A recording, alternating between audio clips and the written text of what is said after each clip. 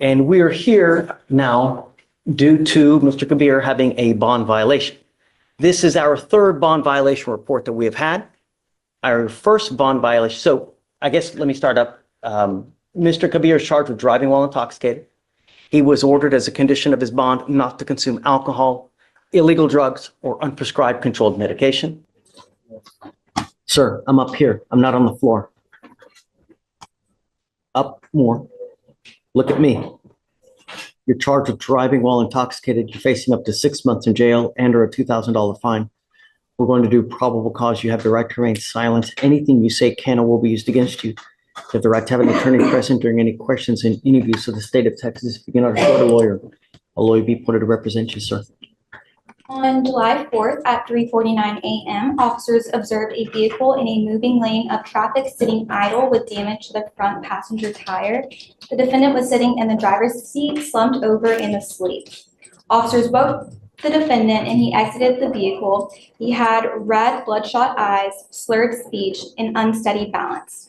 Standard field sobriety test was conducted, and a 6 of 6 on the HGN, 4 of 8 on the walk and turn, and 0 of 4 on the one leg stand. The defendant refused a breath sample, and blood warrant was obtained, and a blood sample was taken. Are you on something now, Mr. Kabir? No, Your Honor. I'm not. How old are you, sir? 26. What do you do for a living? I'm the owner of a healthcare consulting firm. Are we able to go send someone now, Tracy? No. Mr. Kabir, if you have a drug or alcohol problem, you better address it. Because if you don't, and I see it becomes an issue, I'm going to address it for you. I promise you're not going to like the way that I do it. Do you understand? Yes, Your Honor. May I? Just don't. The only thing I want to impart to you that the drugs and alcohol stop now. I'm making it a condition of your bond not to consume alcohol or any illegal drugs. Do you understand?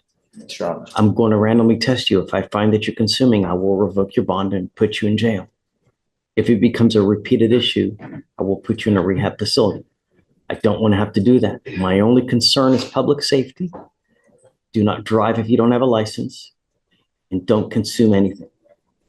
Do you have a Texas driver license? Do you have valid liability insurance? Okay, we're going to reset your case to give you time to hire a lawyer. There is a prior DWI from June of this year in Navarro County. Okay. I'm ordering you now not to drive any vehicle that's not equipped with an ignition interlock. Are you currently on probation or parole or any kind of for a DWI now? No. What's the status of that DWI? Do you have an open DWI right now? Okay, I'm now going to put a condition of your bond that you're not allowed to be out past 9 p.m. to 6 a.m. I'm going to put a GPS monitor on you so I know that you're not out in the middle of the night. Unfortunately, because of the hurricane, we're not allowed to have people tested right now and I think that you're on something now, Mr. Kabir. I have bipolar and schizoaffective disorder. I have bipolar and... Then alcohol is not helping the issue, Mr. Kabir. It's only going to exacerbate anything.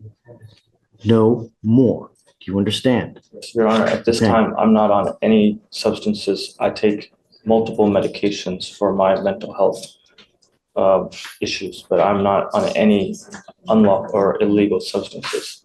I'm only on prescribed medications. Okay. No more alcohol. Do you understand? Yes. No smoking marijuana. If I test you for marijuana, are you going to test positive? Okay. Don't. So GPS with a 9 p.m. curfew for now until we know that he's not out and about in the middle of the night. I'm going to have you now go to the jury. We're going to be signing a reset. After that, I will have you take your seat in the jury box, and then we'll be back with you shortly, Mr. Kabir. Okay, how's this? I put defendant must find full-time employment. Why are you trying to leave? Sir, I was not trying to leave. I just need to use the restroom, so I wanted to request and ask the officer. I didn't want to disturb you while you're in the middle of session. Right. Don't disturb me, and you just can't walk out. You have to ask for permission. When you walk out, we issue warrants. Do you understand? I wasn't looking to walk out whatsoever. Okay, so tell me, you said you own a business. What do you do exactly? We help treatment centers, or we specialize in bringing in new patients into healthcare treatment centers, specifically alcohol and opioid addiction treatment centers. You have a monthly income from this. Yes, Your Honor. How much money do you make a month? Well, right now, the business is still in a growth stage, so we revenue, but I don't take personal income. I take a small amount of personal income, so you can say $2,000 to $3,000 per month as of current. Where do you live? At my parents' house. Yet you drive a BMW. Yes, Your Honor. The revenues of the business are over that amount. Okay, so you need a lawyer to represent you in this. And it would behoove you to get one really, really quick, because one of the conditions on your other DWI is don't get in trouble and probably not to consume alcohol. Once this other jurisdiction learns of your new DWI, they're probably going to issue another warrant for your arrest. So you need a lawyer to represent you, and quick. So we're going to let you go today. And I'm telling you, no alcohol. Yes, Your Honor. You have an interlock that you're going to, within 3 days, you must get an interlock on your car. If I find that you have not put an interlock on your car, I'm going to put you in jail. And I'm going to tell you, with 2 open DWIs, I usually put bonds at around $25,000 in that time. So beware. You're skirting extremely thin ice at this point. Do you understand? Yes, Your Honor. I will contact the interlock immediately. I have the information for it, but I don't know exactly the date that they'll be able to install it. You must get it done within 3 days. What if the company's not available to do it within those 3 days? Well, then come back and let us know. Okay? But I'm not going to entertain any excuses. You also need a lawyer to represent you. So get on that as well. As soon as you leave here, start researching that as well. State, does he have a DWI open elsewhere to refresh my memory, please? Mr. Salinas, did he not have a DWI? He currently, yes, Your Honor, He has an open DWI where? in Navarro County. So we put conditions on him. I can't. Please, Felicia, The most recent ones, Judge, or there's been a few that we've amended over time. what are the current conditions now? The current conditions now are appear in court every time the case is set on docket, no new law violations, install a IID device in the vehicle, no driving without permission of the court, no drugs, no alcohol, plan to obtain a SCRAM device, and to submit to drug and alcohol testing at the court's discretion. Did he have a curfew as well? No, Judge. He originally had a curfew, Your Honor, but because there were no issues with that, we had it removed. Okay. Yes. And so now our first bond violation report that we had was September 23rd, 2024. And in that one, he had been in lockout for failure, I guess, to pay. I don't know, which is weird because we normally always pay for all of them. A second bond violation report was filed January 6th, 2025.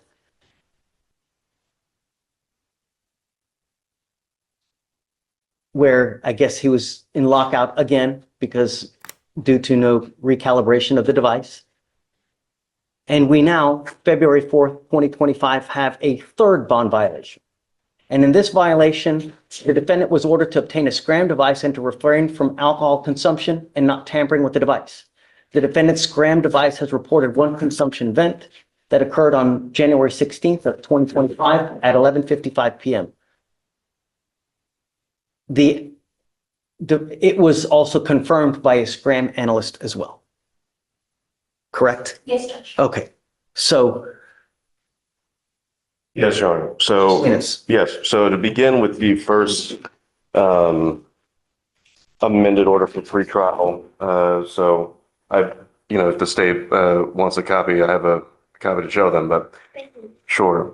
So Your Honor, just going to the very first order. As Your Honor just noted, usually agency fees are waived for that. However, the box on that for saying that the fees were waived, I believe were not checked on that. Further, Your Honor, the main purpose here for your determination of giving someone bond in the first place is to establish that they come back to court. So are they a flight risk? And then also, are they a danger to the community? Now, Your Honor, if an interlock device is in lockout on a vehicle, it doesn't start. No one's driving that vehicle specifically. There's no way that they can. I could call a witness to testify that, but I know that you But that doesn't are aware of excuse you that. from violating the conditions. Your Honor, Are you justifying that because of that, you can just, no, Your Honor, I'm trying to contextualize this because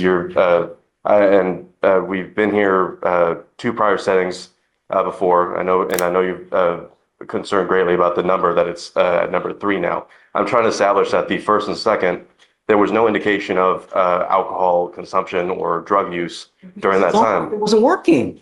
How are we supposed to know? And Your Honor, again, one of the two main points of determining what kind of bond, both the conditions and amount are, will they return to court and community safety? Here, my client who's being, accused of DWI, wasn't driving that vehicle. So it was impossible for him to be driving that vehicle, Your Honor. So I ask you to take that into account as far as public safety goes.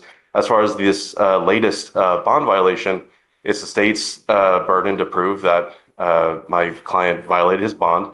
All we have right now is a report by SCRAM, but no one is here to testify on behalf of. Well, we can call that, Your Honor, but Yeah. sure. Judge, I spoke with the defense counsel today and he said that he was not requesting to have anybody come here to testify to the SCRAM device. We have Felicia that can be called up as a witness to testify as to what happened with and whether he tested positive or not, whether he's consuming alcohol. It's also the state's burden to prove that he did So- that. So that's, yeah. Please. Yes, Your Honor, we would call retrial services, Ms. Felicia Charles. Okay, ma'am, would you please come up, raise your right hand? Do you solemnly swear to tell the truth, the whole truth, and nothing but the truth, so help you God? Yes. Okay, So you have first amended order and then second, third amended retrial supervisions and then the fourth. So referencing the fourth amended order for pretrial supervision and bond conditions, what I'm showing you, do you recognize this? Yes. Can you tell us what this is and what are the conditions that are checked? These are, Sorry, could you repeat what you just said? sorry, I said I don't know if she needs that. It was an extra paper. Okay. I just want it on the record. Sorry. That's all right. Yes, these are pretrial bond conditions, and these are listed as appear in court every time the case is set on docket unless the judge waives appearance. No new law violations, install ignition interlock within the vehicle, no driving without permission of the court, no drugs, no alcohol, and then to obtain, we do have a curfew of 9 p.m. to 6 a.m. and then a SCRAM device to be installed. And so what we're showing you is what's been marked as State's Exhibit 1, and we'll tender this to defense for any objections. No objections. it admitted as one. So in this case regarding the SCRAM device, can you tell us about that? Yes, so what exactly about? What is that? What's the standard procedure someone's supposed to do? Yeah, so a SCRAM device is ordered and it tracks the press. Objection, Your Honor. Foundation, I believe the state is trying to ask her to testify as far as are you trying to establish her as like an expert on SCRAM? And I was not trying to establish her as an expert, just from her experience, what the SCRAM device is basically for, which she can testify to as a trial. I'd ask that the court consider that as that testimony as a layperson, not as for the purposes of establishing expertise. So I want to know whether there is a violation for alcohol consumption. So, what day do we have any kind of hot blows? What's the amount? Do you have anything of that nature? Yes, so the report should have been provided to the bond violation email as well of the graph. And I'm showing her now what's marked as states. For the exact amounts and everything, I would need to look at the report that was provided in the email. Okay, please. Have the graphs been printed, state, or she's just referring? Yeah, just so we can all agree on what she's referring to. And now I'm showing you what we marked as states exhibit 6. Can you please tell us what this is? So this is a SCRAM report sent back to us whenever the device information and data is pulled. And this is what the analysts observe for either tampers or consumption. And this is what they send us back if there is a confirmed tamper or consumption as per. Okay, so this very accurately depicts a minimum SCRAM for anybody that says it is. Yes, We will tender defense for any objections and note that this has been, is it correct to say this has been emailed to defense prior to this date? yes. Defense received it, no objection, Your Honor. Okay, it'll be admitted. Okay, so can you tell us about the specific dates in this report again that was given to defense prior to today of the basic dates that the SCRAM was not completed properly? Yes, so the device seems to be fully functioning. And on January 17th, Friday, January 17th, the SCRAM device picked up a peak TAC of 0.078%. And then established a zero baseline once again for the dissipation rates of the alcohol at 9:05 a.m. on January 17th. Say it again. 9:05 a.m. January 17th, 0% TAC was reestablished for the dissipation of alcohol. Okay, and for those dates, the ones that match on what I'm showing you as State's Exhibit 2, the bond violation report, can you please, do you recognize this? Yes. Can you please read the details of the violations here? Yes, it says the defendant was ordered to obtain a SCRAM device and to refrain from alcohol consumption and not tampering with the device. The defendant's SCRAM device has reported one consumption event. The confirmed alcohol consumption occurred on January 16, 2025 at 11:55 p.m. This information was received on 1/17/2025 and confirmed by a SCRAM analyst. Thank you. We pass the witness. Okay. All right. Good morning. I just want to, if you could turn to, I believe it was the State's Exhibit 3, I think, for the SCRAM non-compliance report, the cover page. Do you see that? Yeah, what she has right there. Oh, is it 6? Okay. Would you stay, since you're close, would you give that to her? Thank you.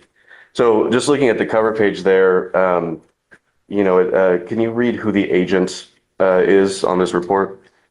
Justice Turner. Are you Justice Turner? Yeah. Have you consulted with Ms. Turner about this report? Through the emails, yes, for the bond violation report and the. What exactly did those conversations include? The entire. So let me, sorry, that was a poorly phrased question. I'm sorry, No, I don't understand. that's my fault. Don't worry about it. My question is, did she consult with you when compiling this report? Would you be more specific? Did you help in the assembly of this report? No. Okay. Have you ever assisted or aided in the assembly of a SCRAM systems non-compliance report? No, no one. No, no one in the department does. Okay. And do you have any sort of, have you ever worked for SCRAM systems? No. Have you ever had any special training in SCRAM systems? Yes.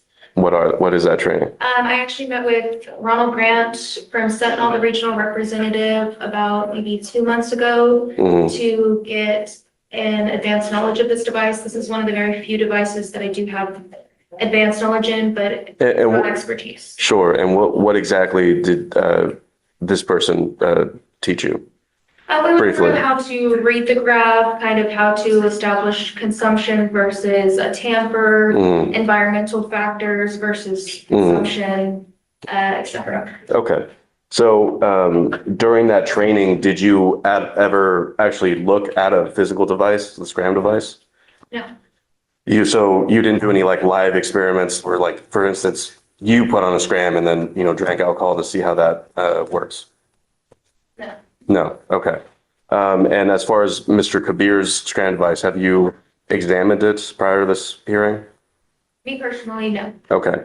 And so is it fair to say that you've been thoroughly trained on the theory of SCRAM device and alcohol detection? What do you Is that fair to say? That let me rephrase that. So you don't have any actual technical experience with how the SCRAM device detects alcohol in someone's skin. Is that fair to say? think? I don't want you to think. It's a yes or no. I still don't understand. I'm trying to understand too. Do I not understand how a SCRAM device works, or have I not for myself? And Sure. So, this is pretty, is it fair to say like the science is kind of advanced here? Like when you received your training, did you have the personal opinion that that was advanced science that you were learning about?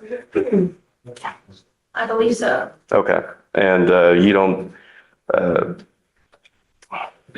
so basically it sounds like your training, and correct me if I'm wrong here, your training was mostly so you could be able to make sense of what a report says and not necessarily how the actual device itself works.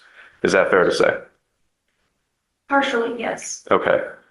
What's what am I We partially did go wrong about? over, yes, reading the graphs, but then also what kind of would entail, what would mess with the device. Okay. Essentially as well with tampers, environmental factors with that, makeup Mhm. or, placing something between the skin, how things are worked around with the device, how people evade from, having the correct reading on the device. Sure. And so that's, you basically learned that all in theory, right? There were no like, withdraw that question. So I'm just saying there was no like actual, you didn't look at any studies. Did you read any studies when you did this? Okay. I actually met with him due to another case. I wanted to further understand it, so we examined the report for that. Well, And also reviewed some of the peer-reviewed articles. well, that's great. I'm glad that you want to, a lot of people won't. They'll just kind of do their jobs, right? I'm glad that you want to further knowledge, but what I'm trying to get at is it's fair to say that knowing how something works in theory and actually examining the actual thing itself, the practicality of it is different, right? Do you agree with that statement? Yes. Okay, so without actually having examined in your own personal observation how a SCRAM device detects alcohol in someone's system, it seems that, is this fair to say that you're very, very well versed on theory, which is probably more than some other people, but not necessarily on the practicality of detection? Objection asked and answered. Okay, just, let's go. All right. Just answer the question. I don't know if that was an objection or sustained or overruled. Let's just move on. I mean, we're here to see, is there a positive blow or not? She's testifying that there was. Sure. I'm just saying that this, all right, I'll make my argument in closing. I don't have any further questions. Thank you. Okay, closing, or wait, hold on. Anything further from the witness? Two very quick questions, Your Honor. So do you get notifications if the SCRAM device has been tampered with? Yes, we get notified of tampers and consumption events. And you get notifications if it's been cut off? Like, just what's been going on with the SCRAM device? You get those notifications? Yes. Okay, thank you. No further questions. Matt? No further questions, Your Honor. Okay, thank you so much. Okay, argument. So, Your Honor, this is a pretty basic, simple case. The bond violation report is evidence the defendant was ordered to obtain a SCRAM device and for refraining from alcohol consumption and not tampering with the device. The defendant's SCRAM device was reported on a consumption event. This happened January 16th of this year at 11:55 p.m. And this information was received on January 17th of this year at 5:18 a.m. And clearly, there were up to 4 amended orders for pretrial supervision and bond conditions. It was obvious the defendant was supposed to do, and he directly violated the order, was evident by the pretrial services and bond violation report. So it's pretty clear here that we would be asking to revoke bonds in this case. And we would just like to urge that this is a fair and convincing standard, as I already know, Judge, and it's not beyond a reasonable doubt. I don't think that we need a scientist here to prove that the SCRAM device is a device that can be detected. Okay. Yeah, Your Honor, I agree with state insofar as this is a simple matter. Where we disagree is, I think a scientist was needed. I think someone who actually has the technical know-how of how this violation report came to be. The state did have that standard of clear and convincing to prove that my client violated this. So far, all we have is a piece of paper that is, at least for right now, is supposed to have been prepared by someone else who is not here to testify. There's no ability to cross-examine them on their expertise, on any notions of false positives, on any issues that a technical expert would actually know about the device. And without that, Your Honor, I think it's very clear that the state failed to prove their burden of proof that my client consumed alcohol. And I would ask that, Your Honor, again, not revoke the bond, keep it as is. My client's here. There hasn't been any warrants for his arrest issued since he's been coming to this court. And in the allegations itself of the underlying offense, there is no allegations of injuries or accident to persons. So again, just take into account that you need to take into consideration flight risk and safety of the community. Nothing that's been established here in this hearing or outside of this hearing should lead the court to believe that my client is a flight risk or a danger to the community. And with that, I'd ask that you not revoke the bond, Your Honor. And Judge, these devices are used. Say it again. These devices are used all the time. Well, their use all the time is irrelevant to needing an expert to testify on that. Absolutely. I absolutely appreciate your tenacity. I have done everything in my power not to revoke his bond. He is on bond for a DWI in another county. He picked up a DWI here. He's had not one violation. On the first violation, I didn't take him in. He had a second violation. I didn't take him in. Now he has a third violation. It would be unreasonable for me not to. I told you that there was no tolerance in this case.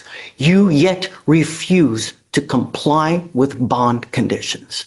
I find by clear and convincing evidence that you refuse to comply with bond conditions, and I have bent over backwards not to put you into custody. But now we have a positive blow. We have someone who has testified to it, and I believe it. So I am now revoking your bond. He goes with you. When we have the positive THC or stuff. He had a positive THC, right? Yeah, As well? that we sent him earlier this week. He also tested positive for THC. marijuana as well.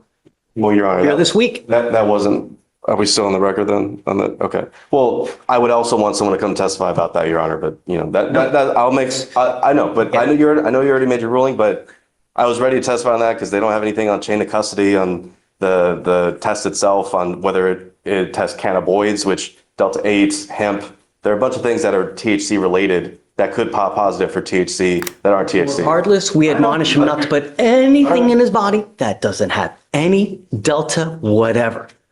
Regardless, it's number 3, goes with you. Off the record. Sorry. Thank you. But I just can't, with an open DWI and a third, that's it. I can't just keep doing it. You know, at some point I become an enabler and I can't do that. I can't keep doing it, you know? So. Well, I mean, Your Honor, I understand you revoked the bond. Would you consider raising it to? Well, I am going to raise it, right? I'm going to raise it to 7503 now. Well, and look, I'll just, if you could take this into account, Your Honor. This is a hired client. You know, he has every intention of taking this case to trial. So I would, you know, just I'm not Chief Your Honor, so you could keep that into consideration on that. It's, and it's I understand. representing him in Navarro too. No, I'm in touch with his counsel there, but no, I'm not representing him there. Hey, Yeah. but tell him this, that he's lucky that he didn't revoke him on the first two cases, considering that he has an open, really, because, and I'm telling you now, I don't know how I didn't, but I can't just keep doing it. I can't. 75. 75-3. And that's the final lesson from this courtroom.